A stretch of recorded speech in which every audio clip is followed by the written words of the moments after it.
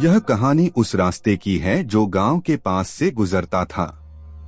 गांव वाले कभी भी उस रास्ते पर रात को नहीं जाते थे क्योंकि वहां कई अजीबोगरीब घटनाएं होती थीं। लोग कहते थे कि रात को वहां अपराधियों का राजा बसे होता था, जिसका साया उस रास्ते पर हमेशा रहता था। एक रात गांव का एक लड़का राहुल अपनी गर्लफ्रेंड के साथ था। वे एक पार्टी से लौट रहे थे और वह रास्ते से गुजरना पड़ रहा था। राहुल ने अपनी गर्लफ्रेंड को बताया कि उस रास्ते पर अच्छे अपराधियों का बसे रहता है। वह डर के मारे राह पर अपनी गर्लफ्रेंड के साथ चलने लगा। राहुल के दिल में डर था, लेकिन उसने अपनी गर्लफ्रेंड को नहीं दिखाया।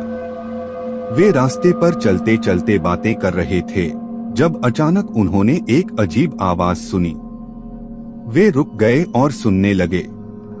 कौन है? राहुल ने पूछा, लेकिन कोई जवाब नहीं आया।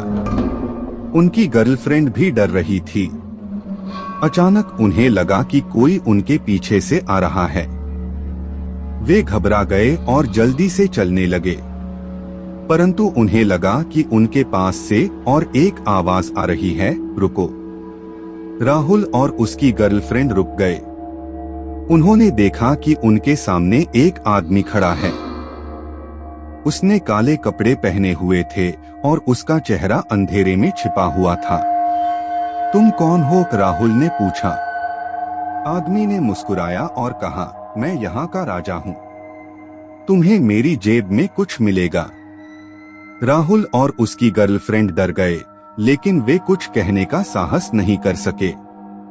आदमी ने अपनी जेब में से कुछ निकालकर राहुल को दिया। राहुल ने उसे लिया और देखा कि वह एक चमकीला कांच का बर्तन था। यह क्या है? राहुल ने पूछा। इसमें ताजगी है, आदमी ने कहा, तुम इसे ले लो। यह तुम्हें अच्छी ताजगी देगा।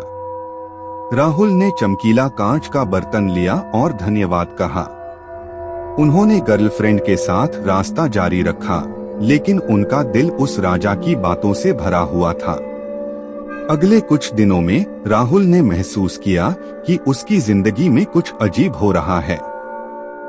उसके साथ बुरे सपने आने लगे थे और वह दिन भर थका हुआ महसूस करने लगा था। एक दिन जब राहुल अपने दोस्तों के साथ हंगामा कर रहा था, वह बर्तन को गुम कर बैठा। उसने दोबारा और फिर से ढूंढा, लेकिन बर्तन गायब था। वह बहुत दिनों तक बर्तन को ढूंढता रहा, लेकिन कहीं भी नहीं मिला। राहुल ने यह सोचा कि शायद उस आदमी ने कुछ अजीब किया हो, लेकिन फिर भी उसने उसे गुलाबी बर्तन की ताजगी मिली थी। कुछ दिनों बाद राहुल की जिंदगी में और भी अजीब घटनाएं होने लगी।